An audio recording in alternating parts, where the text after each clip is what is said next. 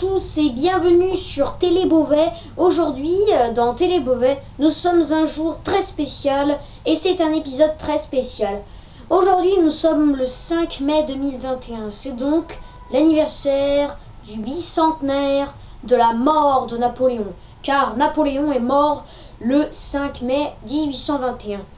Nous vous annoncions cet épisode spécial Napoléon depuis l'édition du 20 décembre 2020 et ce jour est enfin arrivé. Alors régalez-vous, nous allons vous parler de toute l'histoire de Napoléon, de sa naissance à sa mort. Alors, commençons. Napoléon est né en 1769 à Ajaccio, le 15 août 1769. Il faisait chaud ce jour-là dans la ville d'Ajaccio. Son père est Charles-Marie Bonaparte. Sa mère est Laetitia Ramolino. Il fait une enfance en Corse, la Corse devenue française un an avant sa naissance, rachetée par les Français. Il fait une enfance en Corse entouré d'une grande famille, une famille dont il a plusieurs frères et plusieurs sœurs. Il a comme frère Louis Bonaparte, Joseph Bonaparte, Lucien Bonaparte et Jérôme Bonaparte. Il a comme sœurs Caroline et Pauline Bonaparte. Bien sûr, il a d'autres frères et sœurs, mais ceux-là sont les principaux qui sont restés en vie. Napoléon, à ses 9 ans, part en France, à l'école militaire de Brienne. À Brienne, il étudie l'art de la guerre et du combat d'artillerie. Les enfants se moquent de lui à cause de son accent corse, car un jour, lorsque le professeur lui demande son prénom, il le prononce comme en corse, Napoleone, ce qui fait que les autres enfants se moquent de lui en l'appelant Lapaione. Mais avec un fusil, il ne se montre pas très efficace. Lui, il est doué pour le commandement. Ensuite, il va devenir cadet gentilhomme, puis lieutenant. Lorsqu'il fut lieutenant, il va devenir célèbre en 1793, après le siège de Toulon, où les Français, grâce à Bonaparte, ont repris Toulon aux Anglais. Puis, à 26 ans, il deviendra général et remportera la bataille du Pont d'Arcole. La bataille du Pont d'Arcole est une bataille où, seul face aux troupes autrichiennes sur le Pont d'Arcole, il s'élança avec un drapeau et les autres soldats le suivirent et cette bataille fut une victoire. Il y aura aussi la bataille de Marengo c'est grâce à cette bataille que la Révolution put gagner, car sans Napoléon Bonaparte, la Révolution perdait et la monarchie était restituée en France, car la Révolution, avant l'arrivée de Napoléon, perdait toutes ses batailles. Et il y aura par la suite la bataille de Rivoli, qui sera une victoire grâce à l'arrivée de Masséna.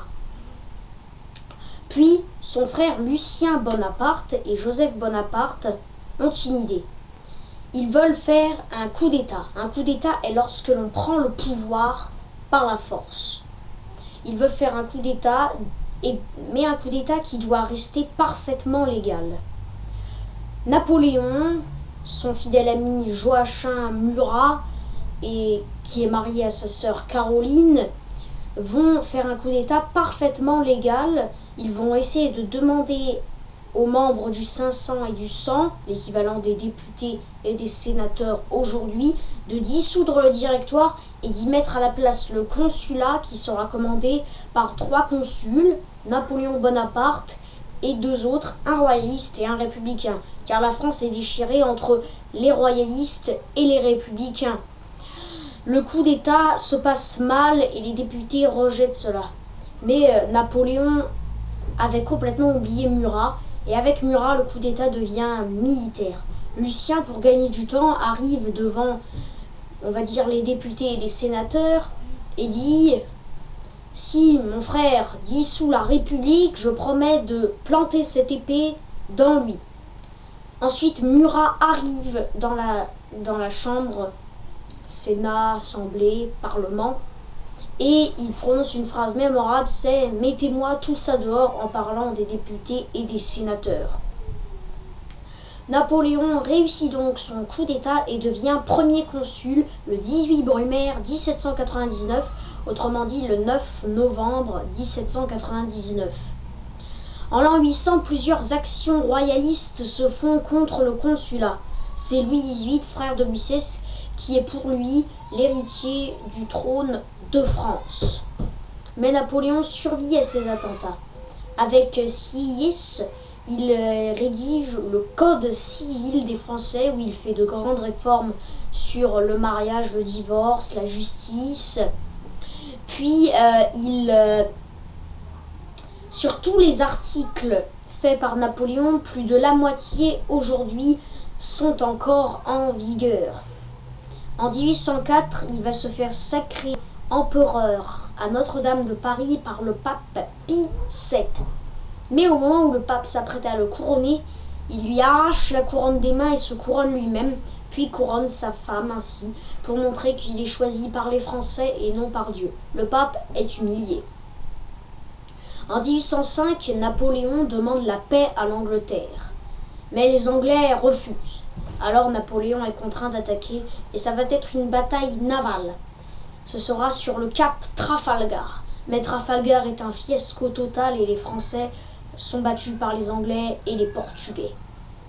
Napoléon va se lancer dans des guerres continentales, même s'il avait une vision très maritime du monde, comme l'avait Colbert avant. Bien sûr, Colbert, Louis XIV et tous ces personnages peuvent faire l'objet d'une prochaine vidéo d'histoire. Napoléon, en 1805, se lance dans la campagne d'Autriche, où il remporte la bataille d'Austerlitz, la bataille des 3 empereurs, contre les Russes et les Autrichiens. La bataille des 3 empereurs, car il y avait 3 empereurs qui se sont affrontés, l'empereur de France, Napoléon Ier, le tsar de Russie, Alexandre Ier, ainsi que l'empereur d'Autriche, François Ier. La stratégie était fascinante. L'objectif était de faire semblant de fuir pour que les Russes et les Autrichiens quittent le plateau de Pratzen, que les troupes françaises s'en emparent et de les prendre. Cette bataille est une victoire pour l'armée française. La coalition russo-autrichienne est vaincue. Puis, en 1806, c'est la campagne d'Allemagne et la bataille de Iéna. Iéna est le choc des titans. L'armée de Napoléon Ier réduit en lambeaux l'armée de Frédéric Guillaume III. C'est une grande victoire pour la France. Napoléon est à son apogée. En 1807, ce sont les accords de Tilsit entre la France et la Russie pour faire un blocus continental contre les Anglais qui s'étendra des côtes russes jusqu'au Portugal et qui contournera l'Europe. Mais les Portugais, qui sont alliés avec les Anglais, refusent ce blocus. Donc Napoléon est contraint d'aller faire la guerre au Portugal. Mais il faut passer par l'Espagne. L'Espagne, ça va être très compliqué. Cela va faire beaucoup de morts. Après avoir conquis l'Espagne, Napoléon mettra Joseph Bonaparte, son frère, sur le trône d'Espagne. Il mettra Joachim Murat, son beau-frère, sur le trône de Naples, sa sœur Pauline sur le trône d'Italie, son frère Louis Bonaparte sur le trône de Hollande, mais à ses yeux, Lucien, lui, n'aura pas de royaume car il a épousé une femme que Napoléon ne voulait pas et ça, Napoléon ne l'a pas supporté. Napoléon a une femme avec laquelle il s'est marié et elle l'avait aidé à rejoindre les corps militaires dans les années 1790. C'est Joséphine.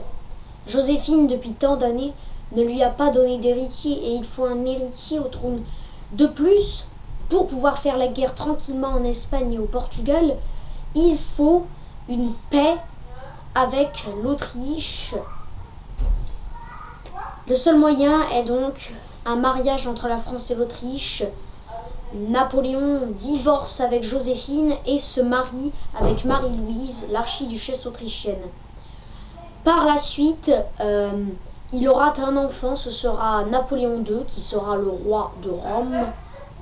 Et ensuite, malheureusement, la Russie ne respecte pas les accords de Tilsit. Napoléon hésite à aller faire la guerre en Russie ou pas, mais Napoléon y va quand même.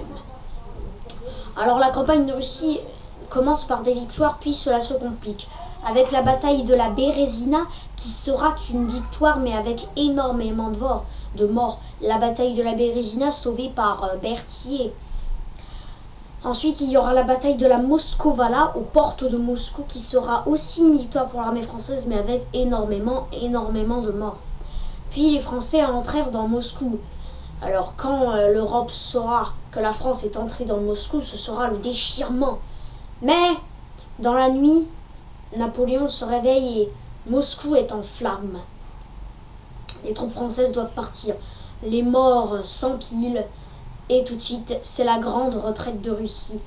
Par la suite, l'empire napoléonien s'effondre, ses conquêtes partent, et les alliés de la coalition, les Anglais ont monté l'Europe contre la France, et les alliés de la coalition entrent sur le territoire français. En 1813, c'est la bataille de Leipzig, qui est l'une de ses premières défaites continentales. Puis ensuite, c'est la défaite de 1814 où l'empereur abdique et part s'exiler sur l'île d'Elbe. Mais Napoléon apprend que les Anglais veulent l'envoyer sur l'île de Sainte-Hélène, dans l'Atlantique Sud, pour être sûr qu'il ne s'échappera pas. Napoléon donc décide de s'échapper, retourne en France, mesure sa popularité, reprend le pouvoir, réussit à remettre de son côté les soldats qui ne l'étaient plus et se lance dans la campagne de France puis dans la campagne de Belgique. C'est la bataille de Waterloo contre les Anglais et les Prusses. Alors que les Prusses sont partis, Napoléon est sur le point de battre les Anglais, mais Napoléon a fait une erreur en laissant les Prusses partir. Les Prusses reviennent, c'est la défaite, et cette fois, pas l'empereur car il n'est plus empereur, mais nous allons dire empereur, l'empereur est pour de bon déchu. Il part en exil à Sainte-Hélène alors qu'il ne s'y attendait pas. Là-bas, il finira ses derniers jours où il écrira son mémorial, le fameux mémorial de Sainte-Hélène. Il décédera le 5 mai 1821 à Sainte-Hélène. Toutes ces choses-là montrent que c'est un personnage qui a une épopée magnifique. Alors bien sûr, je pourrais préciser tout un tas d'autres choses sur son histoire, mais il ne faut pas que la vidéo soit non plus trop longue. Bien, merci à tous de nous avoir suivis et bien, au revoir.